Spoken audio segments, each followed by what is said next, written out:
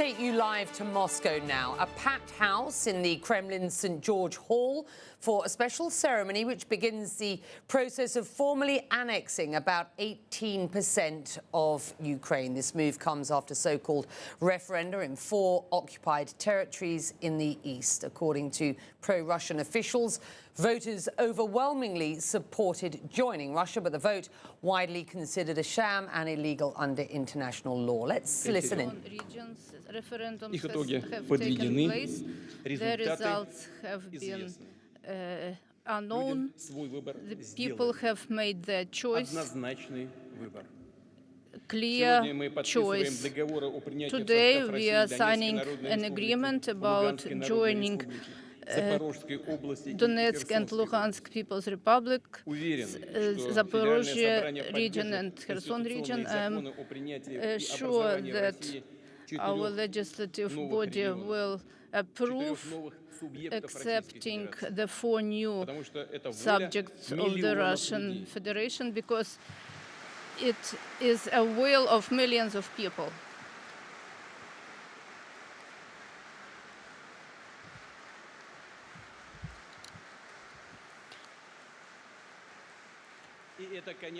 And it is, of course, their right. This is their right, which is in the first article of the UN statute, which says about the definition of peoples. It is founded on the historical unity of generations of our peoples, those who during centuries was building and defending Russia. Suvorov, Rumyantsev and Ushakov were fighting. Our grandfathers and great-grandfathers were fighting during the Great Patriotic War. We will always remember those who did not put up in 2014, who died for their right to speak their language, for the right of preserve their culture, to live, the fighters of Donbass and of Khatyn, those mercenaries, civilians, Ukrainians, Russians, peoples of different nationalities. Alexander Zakharchenko, leader of Donetsk, and Olga Kachur, Alexei Mozgovoy, prosecutor of Lugansk, Gorenko, Nurmagomedov, and all our military who died during the special military operation. They are heroes. Heroes of great Russia, and I ask you to honor their memory with a minute of silence.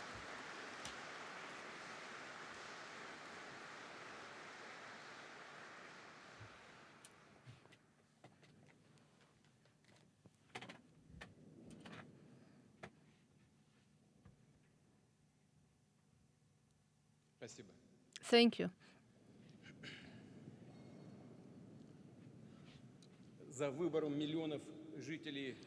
Behind the choice of millions of residents of Donetsk and Luhansk People's Republics, Zaporozhye and Kherson regions, is our history.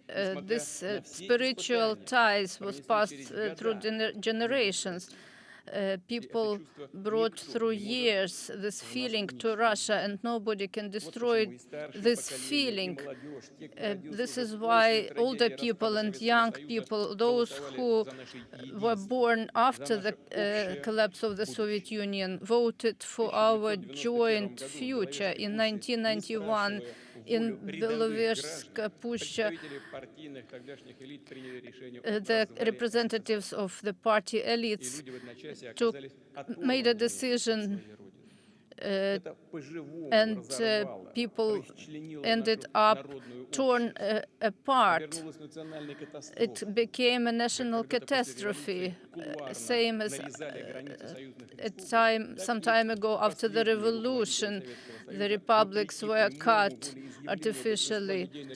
And this time, after the referendum of 1991, our great motherland was destroyed and peoples were put before the fact. People, I think, didn't even realize what they were doing and what consequences it will have. But it doesn't matter anymore. There is no Soviet Union anymore. You can't return the past. But today's Russia doesn't need it anymore. We don't strive for this. But there's nothing stronger than the desire of millions of people, those who by their culture and language consider themselves part of Russia, whose grandparents lived in Russia. They have the desire to return to their historic motherlands. During the long 8 years, people in Donbass were, there was genocide against them, and in Zaporozhye and Kherson, they tried to breed hatred to Russia. Millions of people were threatened for their desire to come and vote in the referendum. I want the Kiev authorities and their real masters in the West to hear me and remember those people who live in these 4 regions are becoming our citizens forever.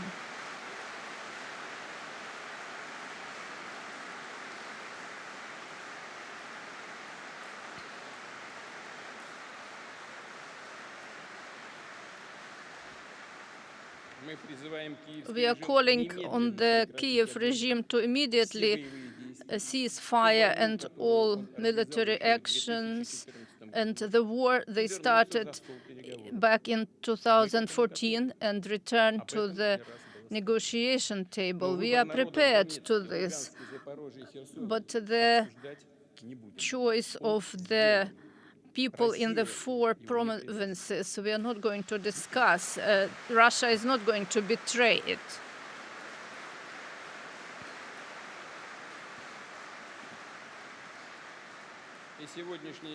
Today's Kiev authorities have to treat this free expression of will only like this, and this is the only way to peace. We will defend it by all means, and we will do everything to defend the life of these people. We will rebuild the destroyed cities and villages, schools and hospitals. We will develop infrastructure, industry, education, health, and we will make sure we will all the republics and areas of our huge motherland have prosperity.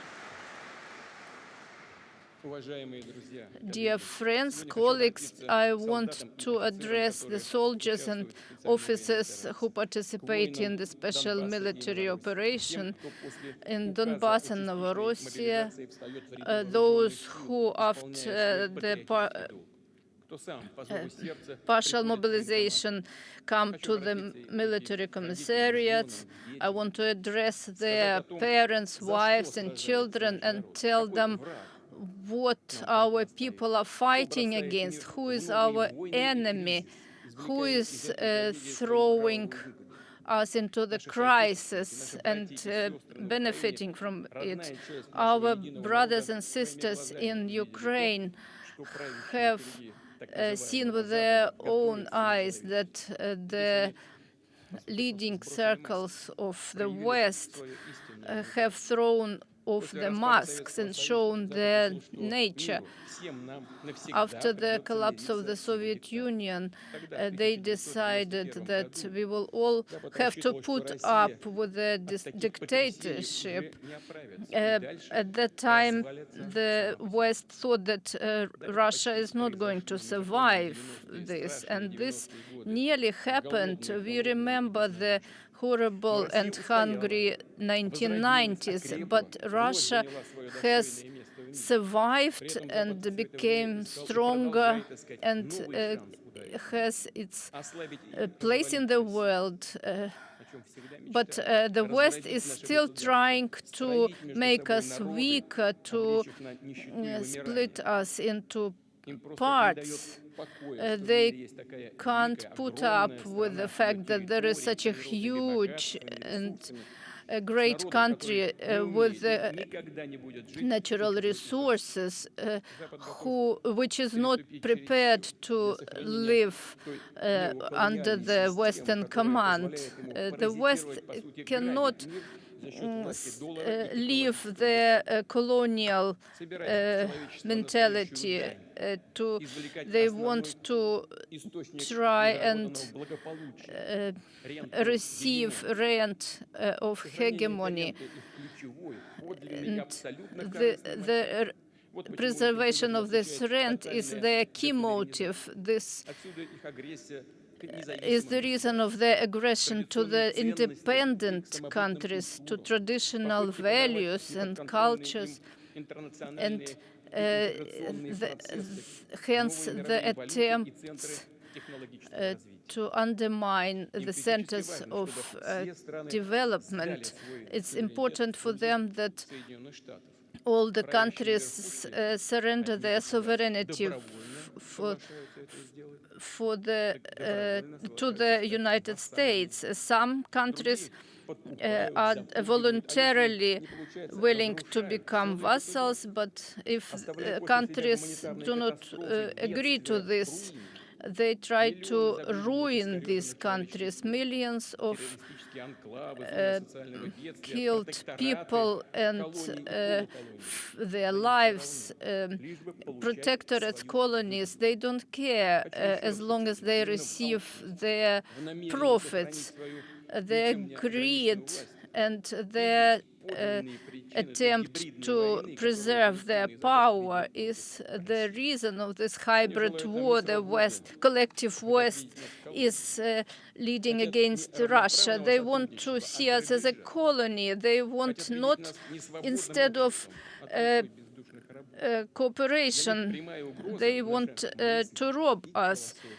Our thoughts and philosophy is a direct threat to them. Our culture is a threat to them. This is why they want to forbid it. Our development and prosperity is a threat to them. They don't need Russia, but we do need it.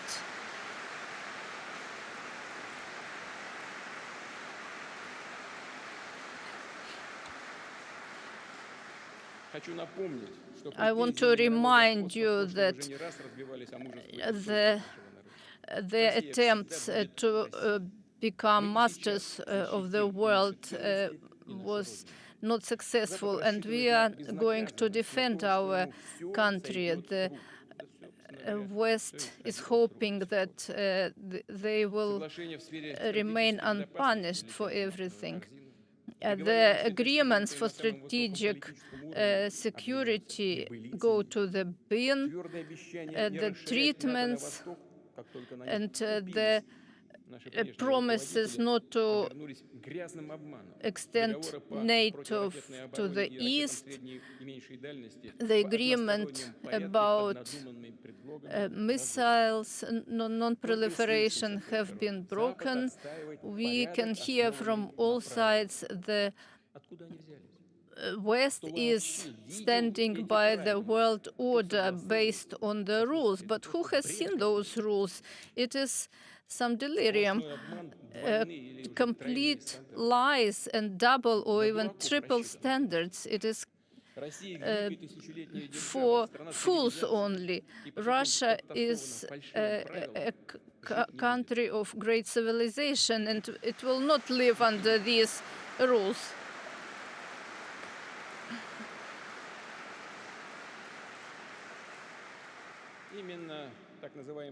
The so-called West broke the principle of the borders non-breaking, and now they are deciding who gave them this right. I don't know. This is why they are so angry about Crimea and other 4 regions. They don't have, the West doesn't have the right to speak about this democracy. The Western elites' hegemony they are dividing their vassals for developed, so-called, and non-developed barbarians. Authoritarian regime and other names are given to lots of countries, and there's nothing new about it. The Western elites are colonialists, same as before. They discriminators. They divide other countries into sorts. Russophobia, which is spread now all over the world. Racism is the thought that neoliberal culture is an example for the whole world. Who is not with us is against us. That sounds strange. The Western elites are forcing other countries to apologize for things they have nothing to do with it. For example, colonialism. Let me remind you that the West was dealing with slavery, colonialism back in the Middle Ages. Well, in what some might describe as a political and historical rant, the Russian president addressing an audience of dignitaries, parliamentarians, government ministers, religious leaders gathered in St. George's Hall in the Kremlin ahead of signing decrees formally annexing nearly 20% of Ukraine into Russia. There are now 4 new regions of Russia, he said, talking about the, quote, votes in what were illegal referenda. Putin said the people have made their choice. It is the will of millions of people, he said, to applause from those gathered in the hall. And he went on to describe that vote and this decision as their right enshrined in the UN Charter. Let's discuss whether there is any veracity to that and what we understand to be going on today and why. CNN international security editor Nick Paton-Walsh joining me from Kramatorsk in Ukraine, and CNN correspondent Claire Sebastian, who is live in London. What do you make of what you've heard so far, Nick? Yeah, I mean, 2 things that really stand out for me. I think the top news line from this is possibly, as some expected, he's calling for a unilateral ceasefire, essentially saying that these 4 new areas that are part of Ukraine, that Russia now says are part of Russia, that are occupied partially, that they are not up for discussion. But here is possibly what the play behind all of this really was. That the Kremlin would, as they did again here, say that they will use all means available to them to defend these areas, declare them part of Russia, and then say, right, let's have a peaceful settlement, putting pressure perhaps on the Western backers of Ukraine to push Ukraine towards the negotiating table, and perhaps to other players around here too. Turkey, for example, whose president's been on the phone to him recently about this very issue. It's clear that militarily they're still losing here starkly. The second thing, though, that Kate struck me there was this extraordinary split-screen fictional history lesson that essentially all of this is because NATO expanded eastwards. All of this is because of the poor conduct of the West treating Russia and other countries like colonial subjects, all of which Russia has itself been accused of, and presenting a case really here for the continuation of this war. I should say, I don't want to speak for the people in the audience, but the faces did not look like those who nodded their overwhelming endorsement. This is clearly an elite that is reeling still from what they've been seeing over the past month or so, but a very impassioned, very familiar case now that this is all basically not Russia's fault. It's been backed into this corner and it's defending itself. But these arguments do, of course, hold no currency globally. Whether they have made any mark in the room, we'll find out in the weeks ahead. But a very clear message, frankly, if you want to take away one thing from this, it's Vladimir Putin saying, let's now have a ceasefire, let's talk about a peace, potentially. Now, of course, we know that Russia uses diplomacy as a pause to pursue its military ends. It's failing militarily here. So already Washington and Kiev have said there's very little reason to see negotiation moving forwards here. But he was, I think, at this point, holding out the possibility that this is the next step. We're seeing on the battlefield, though, just in these hours now, Russia again losing a strategic potential position in the Luhansk area that they've just now claimed is part of Russia. And we're still, of course, yet to find an answer in reality. Here's the split-screen parallel world, what the Kremlin says is going on the ground. We're definitely seeing them losing, and the areas they've just said are part of Russia, well, Ukraine's controlling more and more of them by the hour, it seems.